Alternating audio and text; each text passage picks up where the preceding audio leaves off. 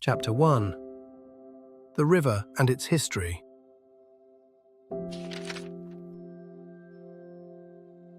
The Mississippi is well worth reading about. It is not a commonplace river, but on the contrary, is in all ways remarkable.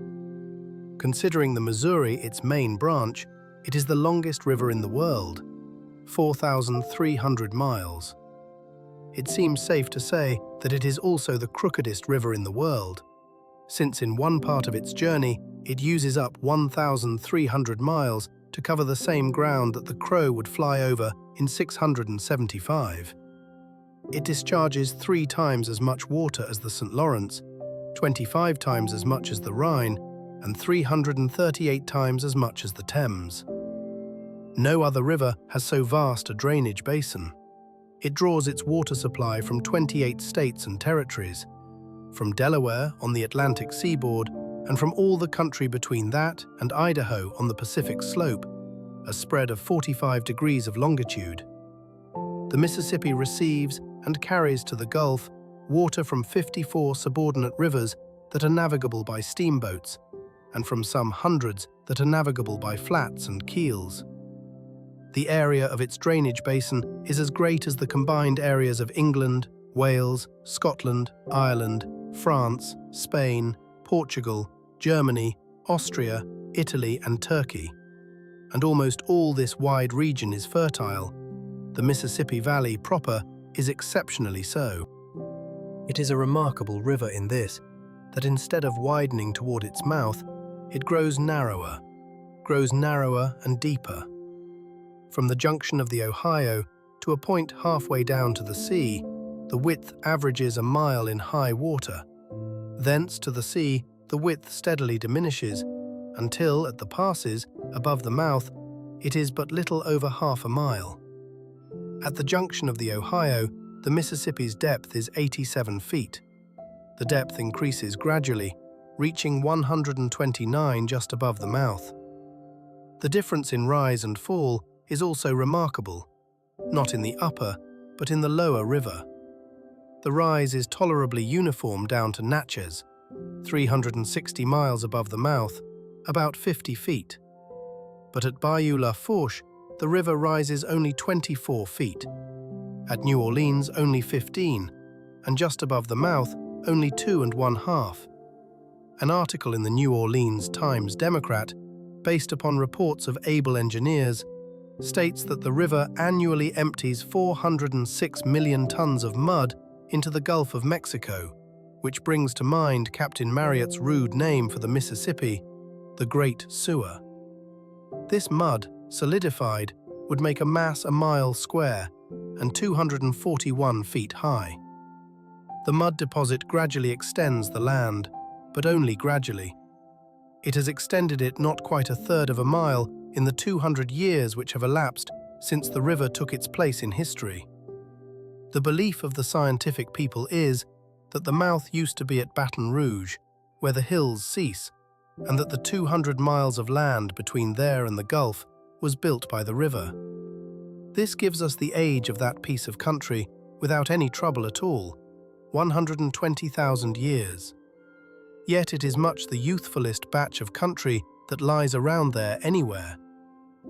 The Mississippi is remarkable in still another way, its disposition to make prodigious jumps by cutting through narrow necks of land, and thus straightening and shortening itself. More than once it has shortened itself 30 miles at a single jump. These cut-offs have had curious effects. They have thrown several river towns out into the rural districts and built up sandbars and forests in front of them. The town of Delta used to be 3 miles below Vicksburg. A recent cut-off has radically changed the position, and Delta is now 2 miles above Vicksburg. Both of these river towns have been retired to the country by that cut-off. A cut-off plays havoc with boundary lines and jurisdictions. For instance, a man is living in the state of Mississippi today, a cut-off occurs tonight, and tomorrow the man finds himself and his land over on the other side of the river, within the boundaries and subject to the laws of the state of Louisiana. Such a thing, happening in the upper river in the old times, could have transferred a slave from Missouri to Illinois and made a free man of him. The Mississippi does not alter its locality by cutoffs alone. It is always changing its habitat bodily, is always moving bodily sidewise. At Hard Times, Louisiana, the river is 2 miles west of the region it used to occupy.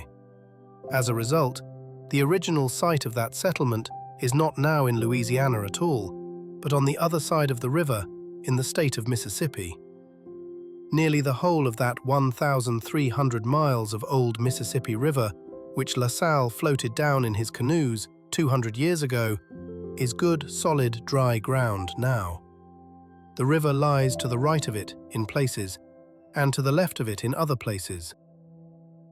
Although the Mississippi's mud builds land but slowly, down at the mouth, where the Gulf's billows interfere with its work, it builds fast enough in better protected regions higher up. For instance, Prophet's Island contained 1,500 acres of land 30 years ago. Since then, the river has added 700 acres to it. But enough of these examples of the mighty stream's eccentricities for the present. I will give a few more of them further along in the book. Let us drop the Mississippi's physical history and say a word about its historical history, so to speak. We can glance briefly at its slumberous first epoch in a couple of short chapters, at its second and wider awake epoch in a couple more, at its flushest and widest awake epoch in a good many succeeding chapters, and then talk about its comparatively tranquil present epoch in what shall be left of the book.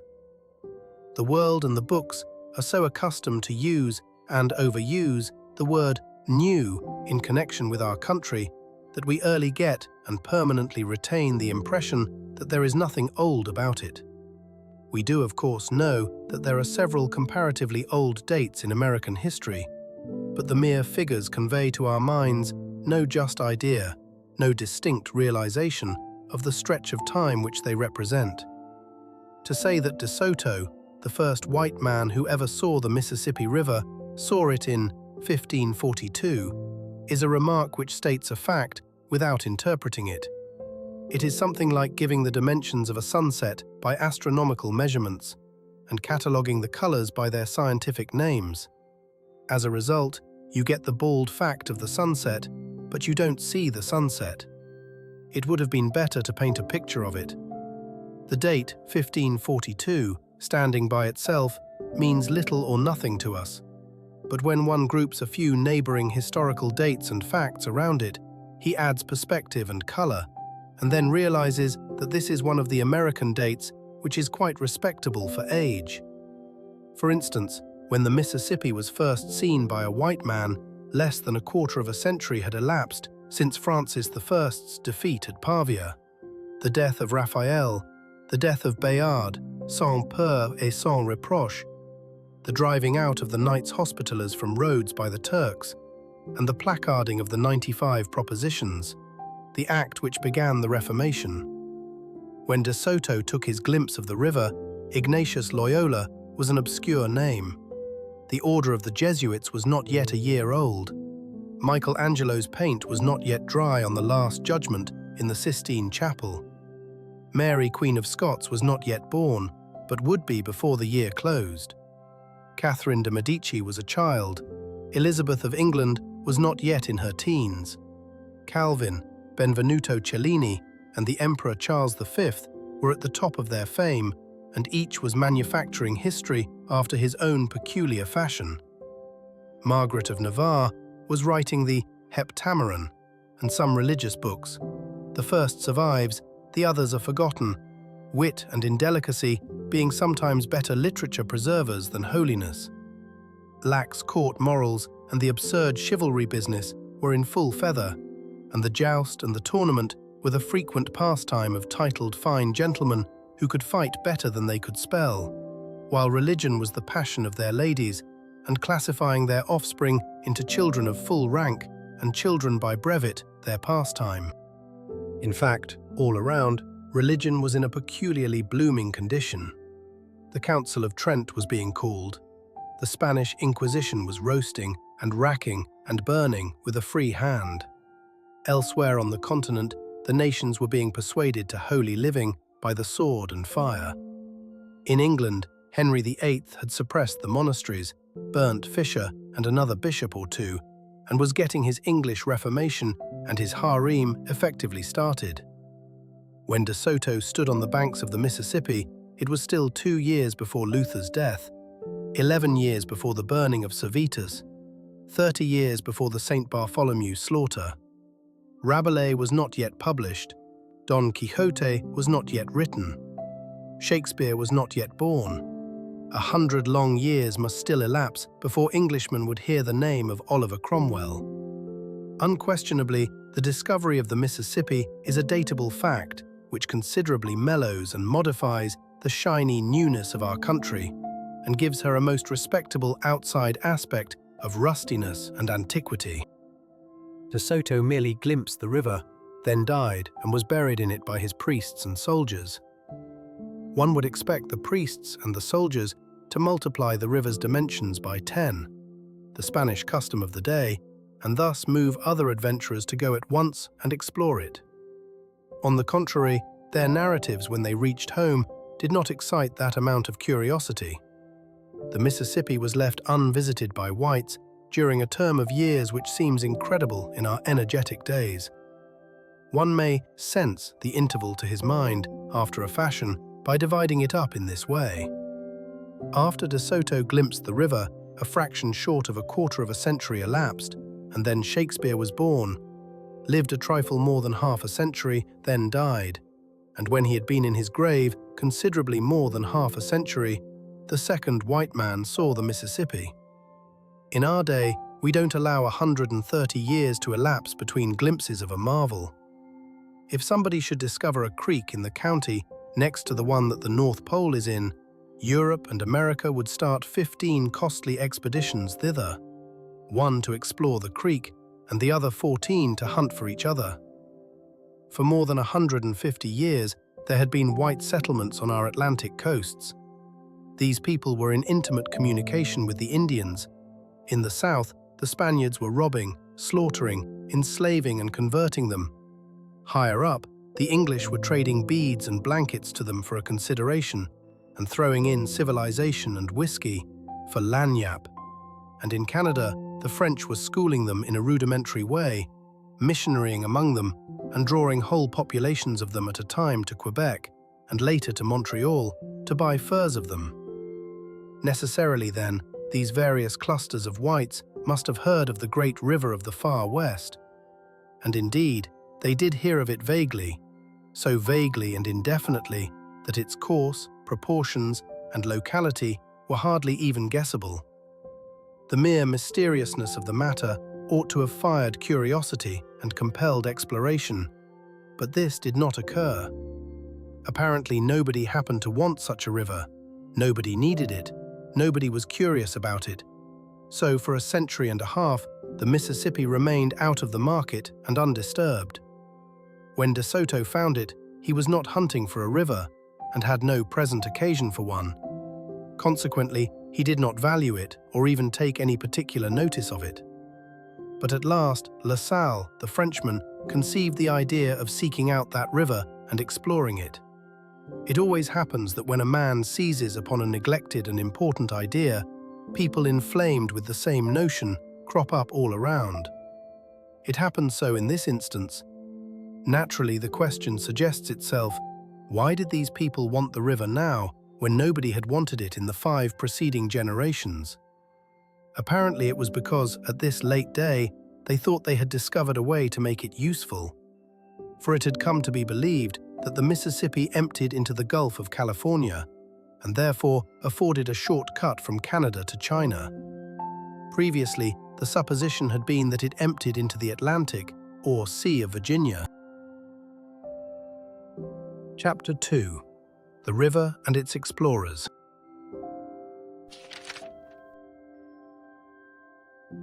La Salle himself sued for certain high privileges, and they were graciously accorded him by Louis XIV of inflated memory.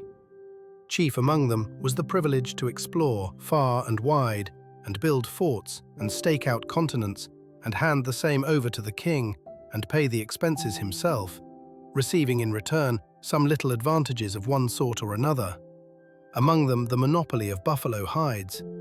He spent several years and about all of his money in making perilous and painful trips between Montreal and a fort which he had built on the Illinois, before he at last succeeded in getting his expedition in such a shape that he could strike for the Mississippi. And meantime other parties had had better fortune.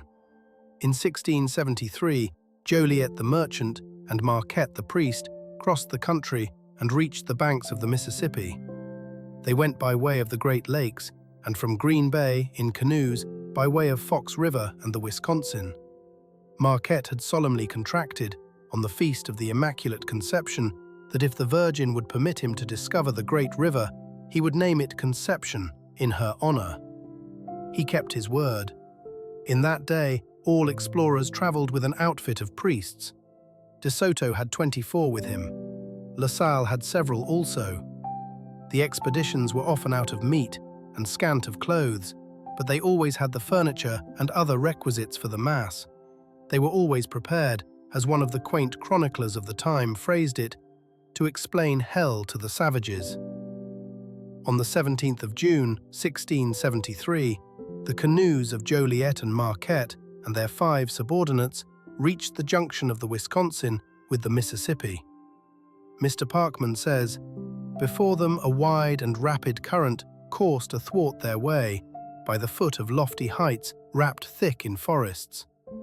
He continues, "Turning southward, they paddled down the stream, through a solitude unrelieved by the faintest trace of man.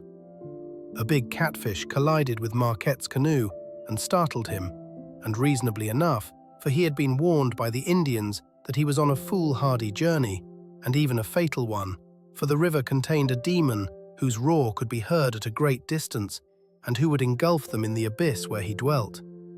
I have seen a Mississippi catfish that was more than 6 feet long and weighed 250 pounds, and if Marquette's fish was the fellow to that one, he had a fair right to think the river's roaring demon was come.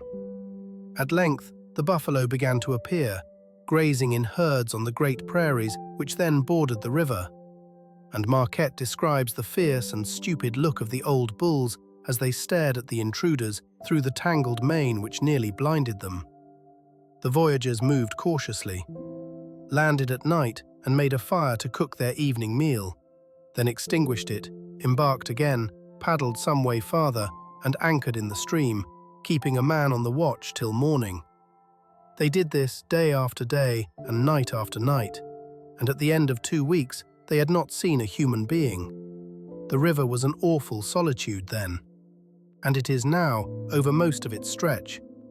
But at the close of the fortnight, they one day came upon the footprints of men in the mud of the western bank, a Robinson Crusoe experience which carries an electric shiver with it yet when one stumbles on it in print. They had been warned that the river Indians were as ferocious and pitiless as the river demon, and destroyed all comers without waiting for provocation. But no matter, Joliet and Marquette struck into the country to hunt up the proprietors of the tracks. They found them by and by, and were hospitably received and well treated, if to be received by an Indian chief who has taken off his last rag in order to appear at his level best, is to be received hospitably, and if to be treated abundantly to fish, porridge, and other game, including dog, and have these things forked into one's mouth by the ungloved fingers of Indians, is to be well treated. In the morning, the chief and 600 of his tribesmen escorted the Frenchmen to the river and bade them a friendly farewell. On the rocks above the present city of Alton, they found some rude and fantastic Indian paintings, which they describe. A short distance below, a torrent of yellow mud rushed furiously athwart the calm blue current of the Mississippi, boiling and surging and sweeping in its course logs, branches, and uprooted trees.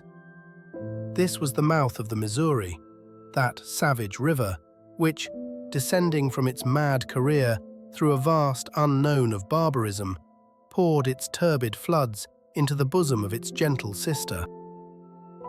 By and by they passed the mouth of the Ohio. They passed canebrakes, they fought mosquitoes. They floated along, day after day, through the deep silence and loneliness of the river, drowsing in the scant shade of makeshift awnings and broiling with the heat. They encountered and exchanged civilities with another party of Indians, and at last they reached the mouth of the Arkansas, about a month out from their starting point, where a tribe of war-whooping savages swarmed out to meet and murder them. But they appealed to the Virgin for help, so in place of a fight, there was a feast and plenty of pleasant palaver and fol-de-rol. They had proved to their satisfaction that the Mississippi did not empty into the Gulf of California or into the Atlantic. They believed it emptied into the Gulf of Mexico. They turned back now and carried their great news to Canada. But belief is not proof. It was reserved for La Salle to furnish the proof. He was provokingly delayed by one misfortune after another, but at last got his expedition underway at the end of the year 1681. In the dead of winter, he and Henri de Tonty, son of Lorenzo Tonty, who invented the tontine, his lieutenant, started down the Illinois with a following of 18 Indians brought from New England and 23 Frenchmen. They moved in procession down the surface of the frozen river, on foot, and dragging their canoes after them on sledges. At Peoria Lake, they struck open water and paddled thence to the Mississippi and turned their prows southward. They plowed through the fields of floating ice, past the mouth of the Missouri, past the mouth of the Ohio by and by, and, gliding by the wastes of bordering swamp, landed on the 24th of February near the 3rd Chickasaw Bluffs, where they halted and built Fort Prudhomme. Again, says Mr. Parkman, they embarked, and with every stage of their adventurous progress, the mystery of this vast, new world was more and more unveiled.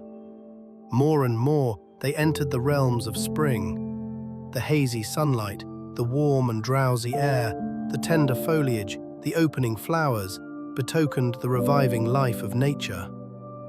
Day by day they floated down the great bends in the shadow of the dense forests, and in time arrived at the mouth of the Arkansas. First, they were greeted by the natives of this locality, as Marquette had before been greeted by them, with the booming of the war drum and the flourish of arms. The Virgin composed the difficulty in Marquette's case. The pipe of peace did the same office for La Salle.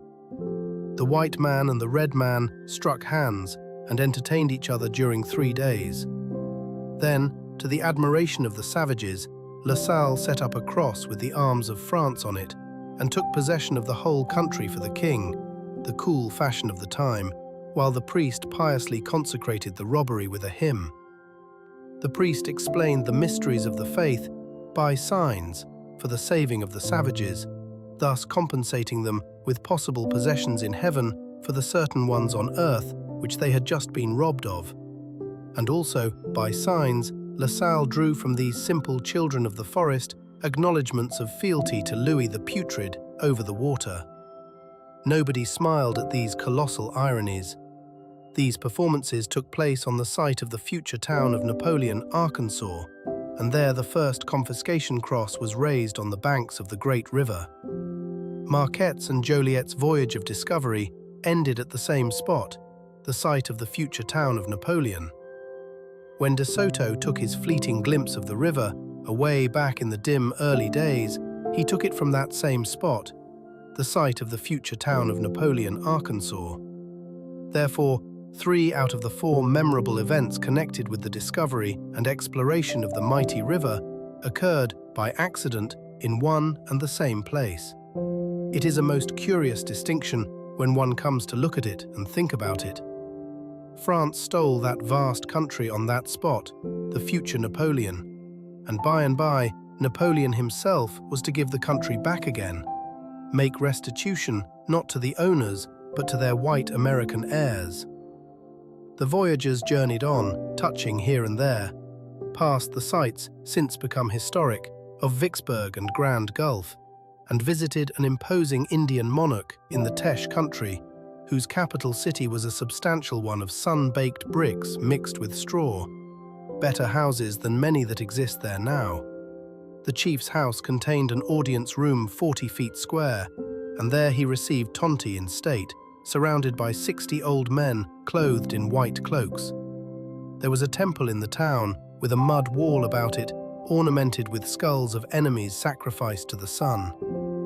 The voyagers visited the Natchez Indians, near the site of the present city of that name, where they found a religious and political despotism, a privileged class descended from the sun, a temple and a sacred fire. It must have been like getting home again. It was home with an advantage, in fact, for it lacked Louis XIV. A few more days swept swiftly by, and La Salle stood in the shadow of his confiscating cross at the meeting of the waters from Delaware and from Itasca, and from the mountain ranges close upon the Pacific, with the waters of the Gulf of Mexico. His task finished, his prodigy achieved. Mr. Parkman, in closing his fascinating narrative, thus sums up: "On that day, the realm of France received on parchment a stupendous accession. The fertile plains of Texas, the vast basin of the Mississippi, from its frozen northern springs to the sultry borders of the Gulf, from the woody ridges of the Alleghenies to the bare peaks of the Rocky Mountains, a region of savannas and forests, sun-cracked deserts and grassy prairies, watered by 1,000 rivers, ranged by 1,000 warlike tribes, passed beneath the scepter of the Sultan of Versailles, and all by virtue of a feeble human voice, inaudible at half a mile."